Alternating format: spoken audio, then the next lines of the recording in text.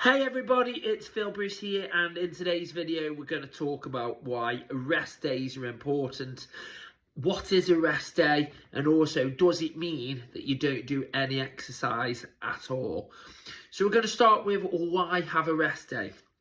Again, if you put it in the perspective of you've been training quite a lot, exercising quite a lot, been doing a mixture of cardio, weights, there's a general kind of strength work, core work, stretching work, quite a bit of that, your body's going to be put under a lot of tension and a lot of strain. Because when you're exercising, let's use weights as the example. So if you're lifting a weight, your muscles are tearing. And they're tearing in order to A, do the movement, but B, to get stronger. And the strength and the recovery bit helps them to get stronger and helps them to benefit in that department. Again, if you're stretching, you're lengthening the muscle, you're putting it through tension, you're putting it through weight load. Core training, similar to strength, you're putting your muscles through tension with exercises holding isometric movement. So again, your muscles are working hard to adapt and get stronger. And the cardio work, you're getting your heart working, your respiratory system working, you're getting yourself fitter, faster, stronger, building your endurance, building your speed. That depends on which kind of cardio you're doing. So whether it's HIIT training or whether it's kind of endurance-y stuff, steady pace. So you've got those things that are kind of happening to the body and around you when you're exercising. Now the recovery and the rest allows, as I say, those muscles to recover. It allows the muscles to build back up, and not only just build back up, but build up stronger than what they were before. So that's why you tend to get the DOMS, the delayed onset muscle soreness. It's the muscles being really sore, the lactic acid's got in, and the recovery will help, as I say, to improve your strength, improve the muscle mass, improve the muscle strength, and the context within the muscles. So that's why, as I say, one of the big reasons why having a rest day, or recovery time, shall we say, is so important. And it's what you're doing in your recovery as well. So it's eating right, drinking right, as I say, making sure that you're just keeping the body ticking over. Make sure you're getting plenty of sleep in. The rest is important as well. As I say, your immune system will be thankful as well for you getting some rest in. So when it comes to sleep, it's getting 7 to 8 hours, if possible, sleep each and every night, having a similar sleep pattern. It's eating foods with plenty of protein, good carbohydrates, good fats, particularly the proteins, which are the building block for the muscles. Getting good quality proteins in, such as your meats, your protein drinks. You can get it in yogurts as well. You can get it in nuts. There's loads of things that have got good proteins in.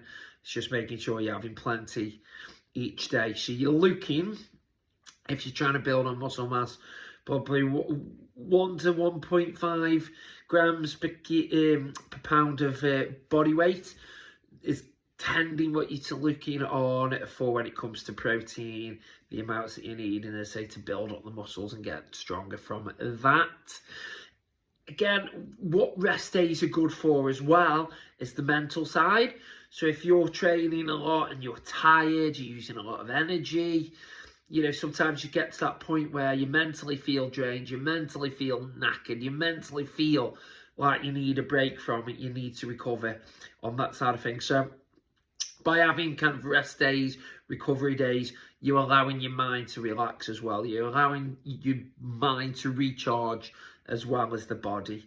And that can be stuff like just not thinking about the training that you're doing. It's, again, meditation, hypnosis, reading a book, sleeping, doing things with friends and family. There's loads of things that you can do for your mind as well, just to switch off.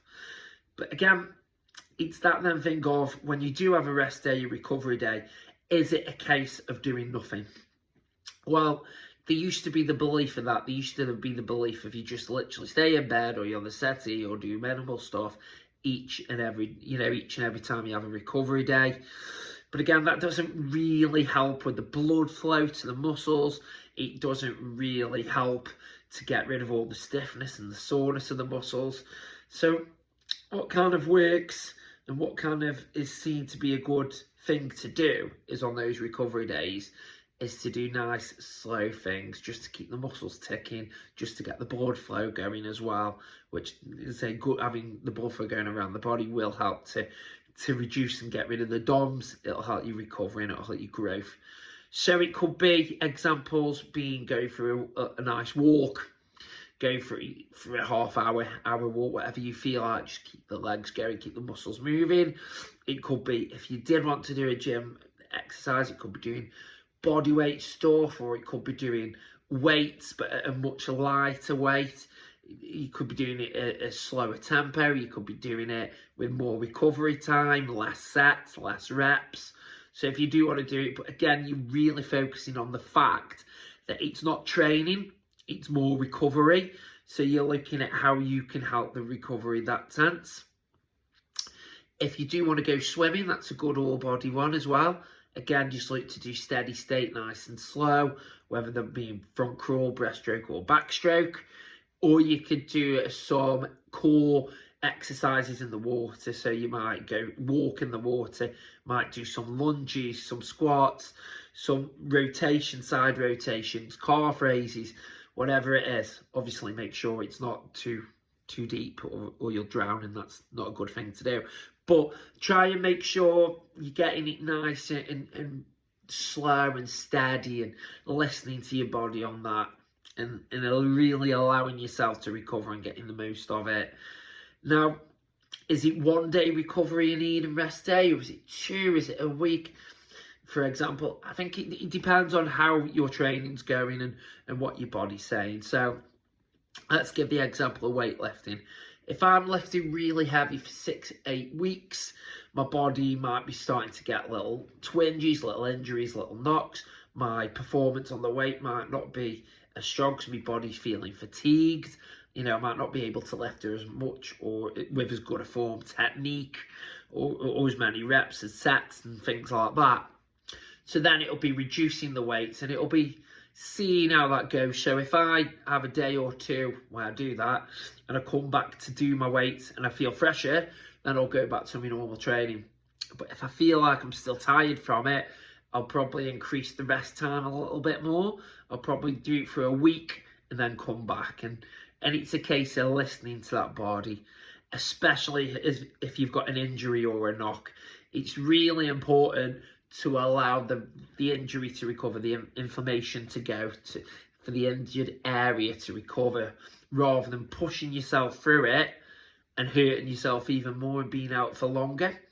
So it is really a case of listening to your body when it comes to that sense, that consensus of what's right for you. Again, it could be the same if you're doing a lot of HIIT training, so it could be sprinting. If I feel like my hamstrings are sore, my quads are sore, so the back of my legs or the front of my legs are sore, or I feel like I'm just not getting the same time as what I was doing before, and I've had a day or two off, again, I would just reduce it. I'd probably go for a day, a week, for example, of doing steady state training, or instead of 3 HIIT sessions, I might do 1 or 2, and then get more steady state in between. Again, it's just listening to my body and then having a go again and seeing how I feel. If I then feel like I'm performing pretty much to where I was before, then I can come back into the training and go back to where I was and try to increase and improve there. And tying it into this time of the year, Christmas Day, for example, is a great opportunity to rest and recover, spend time with family, so that's a great one to use. But I know for me personally, it's probably the first day that I've not properly trained as such or done a lighter session, you know, on that recovery. So what I'll do on Christmas Day to get that active recovery is what I tend to do most days anyway, which is take Eddie dog for a walk or 2. So you're probably looking, split that into, I don't know, the morning one might be about half an hour, the one in the afternoon might be about an hour, you know, give or take those times. Again, I'm just allowing my body to tick over. I'm just getting a bit of exercise, keeping on moving, so that when Boxing Day comes, I'll go to the gym again and I'll see how I'm feeling. But again, tying it into what we're doing here with the recovery thing, I'm going through a bit more of a split this week and next week. So what I mean by that is I'm just doing one muscle group once a week. you know, on each day, just to allow myself to recover a bit more. So, for example, this has been filmed on Tuesday. So yesterday, Monday, I did a shoulders day. Today, Tuesday, I've done a back day. Now, what I tend to do is one day I'll do shoulders, back, and chest. Another day I'll do arms, and another day I'll do legs. But I'm just really splitting it down, so I'm still able to go to the gym a decent number of times a week and still able to lift. But instead of those muscle groups being trained twice a week, they're being trained once a week to allow that recovery. So again, that's a different way of adapting the rest kind of phase or the recovery phase within it. You know, it's like the cardio, because I'm not teaching as many classes during the week these next couple of weeks. Instead of doing 3 spin classes, for example, in a week, I'm doing 1. And then next week, I think it goes up to, no, it stays at 1 next week, and then the week after it'll go to 3 again. So instead of doing nothing on those other 2 days, I might go for a steady state run, or again, increase the walk with Eddie Dog a little bit more. So they're just ideas to help with recovery and rest days. And it's not just doing absolutely nothing on those days. It's just doing those little bits to help maximize your recovery and get ready to perform again. So I hope you found that helpful. As I say, any kind of videos, any hints, any tips, any advice you want, please let me know and I'll record it for you. Hope that you have a great few days. As I say, if I don't post another one before, I hope you have a very Merry Christmas. Sending all my love and best wishes, and I look forward to seeing you on the next video. Bye for now.